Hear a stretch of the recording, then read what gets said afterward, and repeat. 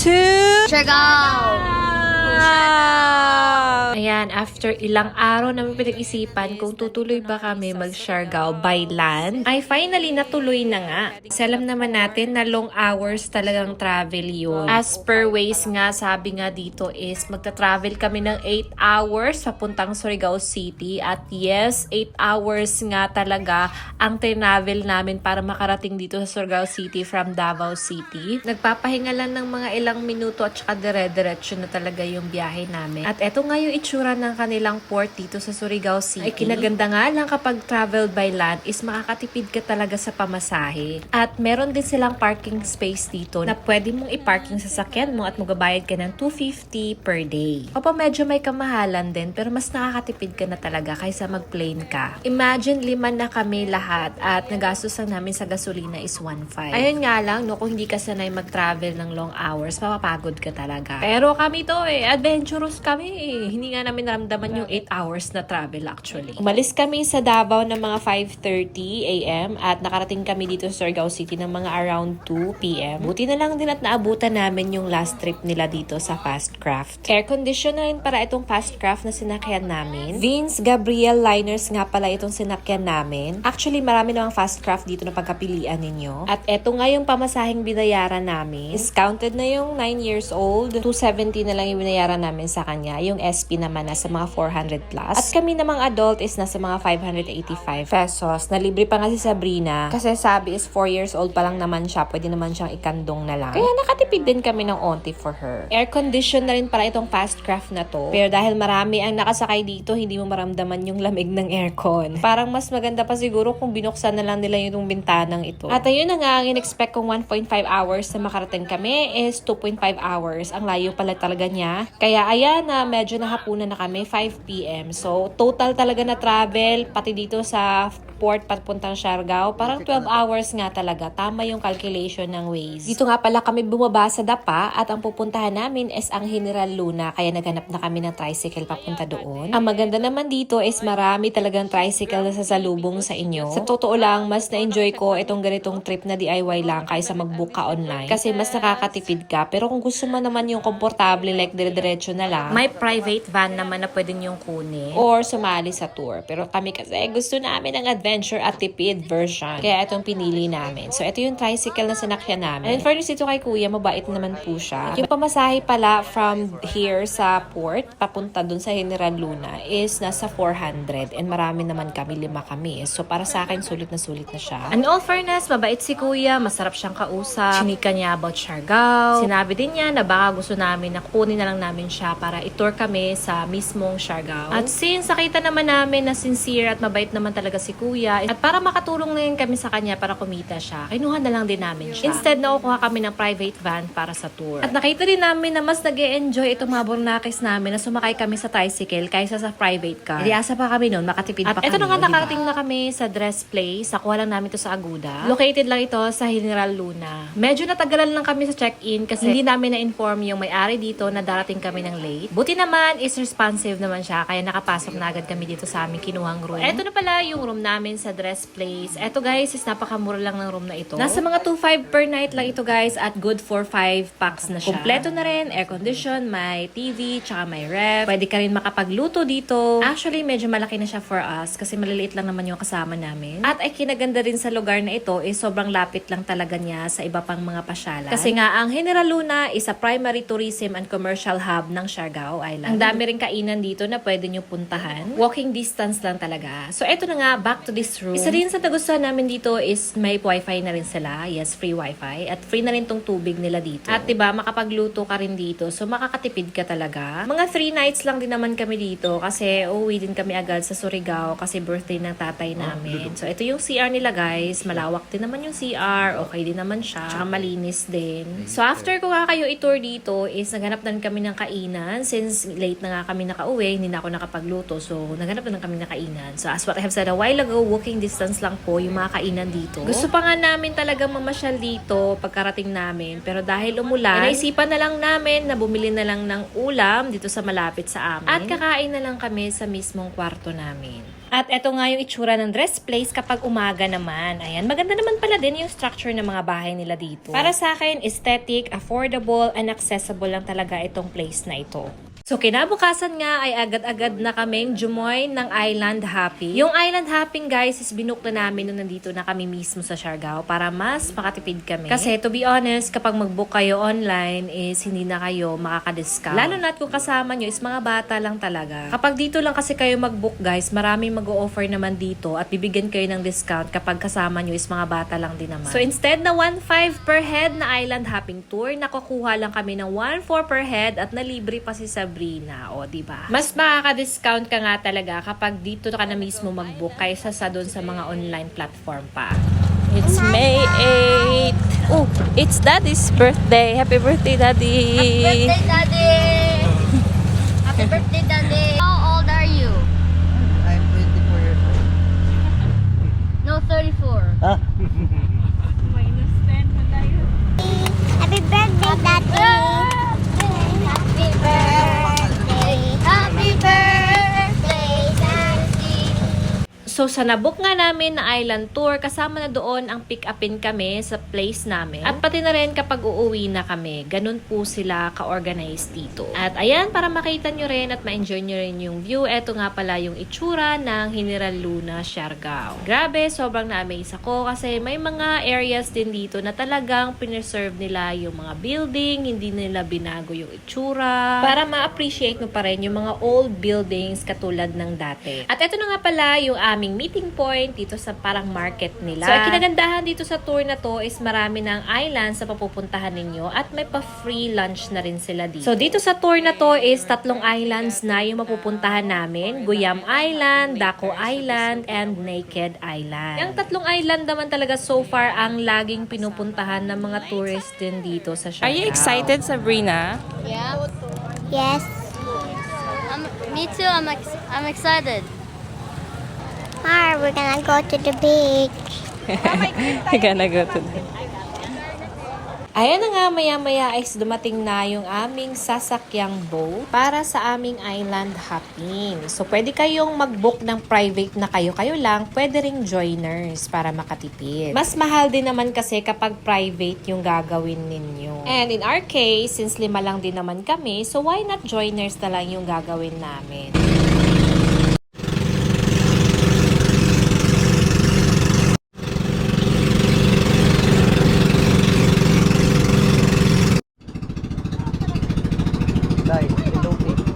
Ayan na nga si Kuya na parang si Monkey D. Luffy. Charis. So, eto na nga yung first island na pinuntahan namin. Eto nga yung Guyam Island. So, kung hindi kayo familiar ng Guyam Island, tinatawag na itong tiny teardrop-shaped islet located sa coast of General Luna, Siargao. Famous ito sa powdery white sand, dense cluster of coconut palms, and pinalibutan ito ng shallow turquoise waters. Kaya napakaganda din ng island na ito.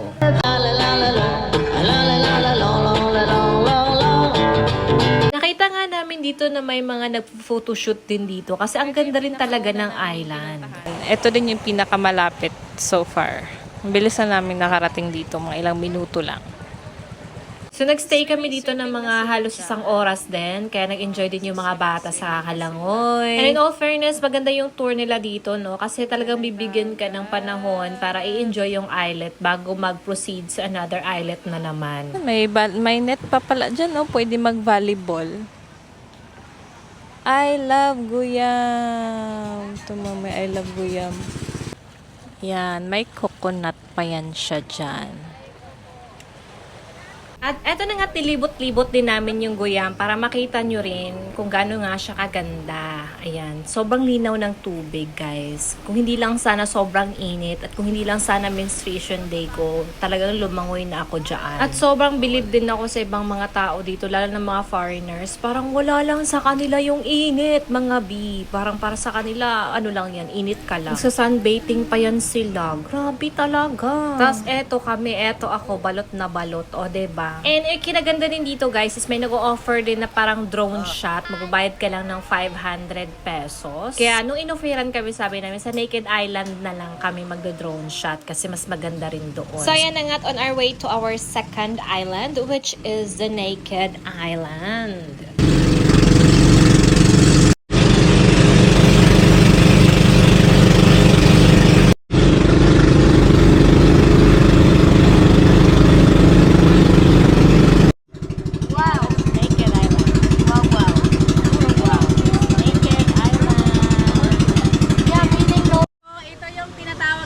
Wala talang kahoy, tsaka cottage po.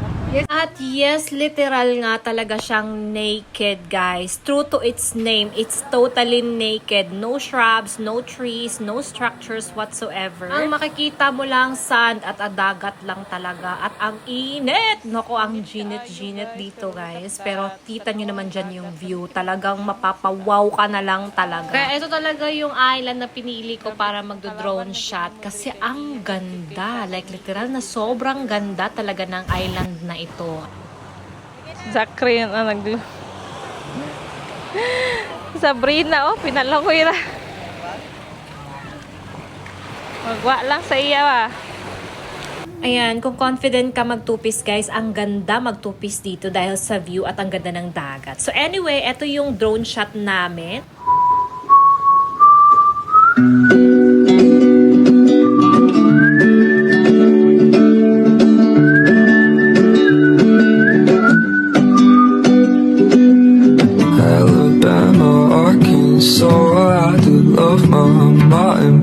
Not the way I do love you. And again, after namin explore a Naked Island, is pumunta naman kami sa next island na naman para mag-lunch. At dito nga kami pumunta sa Daco Island. guys. Andito na tayo sa ating last island for this island hopping today.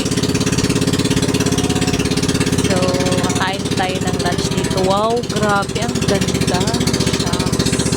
So sa mga hindi naman familiar ng Daco Island, ito yung largest island on the popular tri-island hopping route in General Luna, Siargao. Known din ito for its powdery white sand, may mga lush coconut palms, and its crystal clear turquoise waters. So ito talaga commonly nagpa-primary lunch yung mga nag-island hopping at nagpapahinga na lang din. So dito kumakain yung mga tourists para sa fresh seafood boodle fight. Really dirty. What? My hand is really dirty. Your hand is really dirty. And Brina told me sand my head. Why did you do that And to your that's brother? why Zachary pushed me. Because you bullied me, so I bully you back. That's bad. Don't bully each other. Bullying is bad. Well, you Her goggles. Lower. I don't know, she just bury it. How was your swimming? I'm good. And my friends are playing with me many times. What happened to your goggles? I just lost it to the sand. Then what will you do now? I cannot see it na. Ayan, after ilang minuto is nakaprepare na nga ang aming kakainin, seafood boodle fight. And based sa preparation, talaga nasulitan naman ako. And masarap naman siya. Lahat talaga nakakain. Sobra pa nga yung pagkain. So na-enjoy naman namin yung food, especially yung fresh na mga isda at saka yung mga seafood talaga. Ang rice.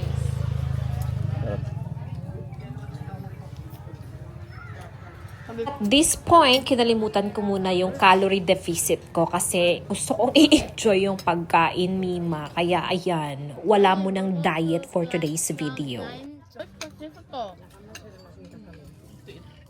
After namin kumain is akala namin is babalik na kami dun sa port. But hindi pa pala kasi meron pa kaming pinuntahan na sabi Secret Island daw. Wherein makapag-swimming naman sila. Hindi na siya literal na talagang bababa pa kami ng island. Para sa tubig lang ganun at nagda-dive na. So ito na yung secret. Hindi na secret.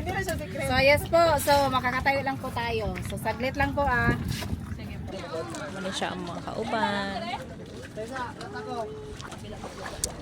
Nilangoy sila ni Sabrina o ni Dadaren.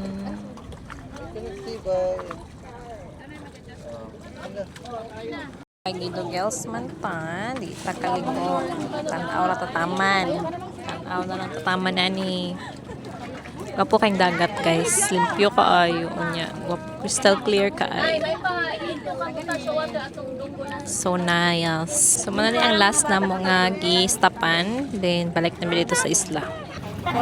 Kota na. Init. Landong mandari oh, nay landong na area.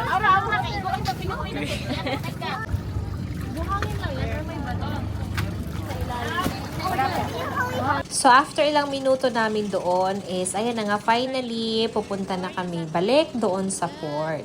What are you eating?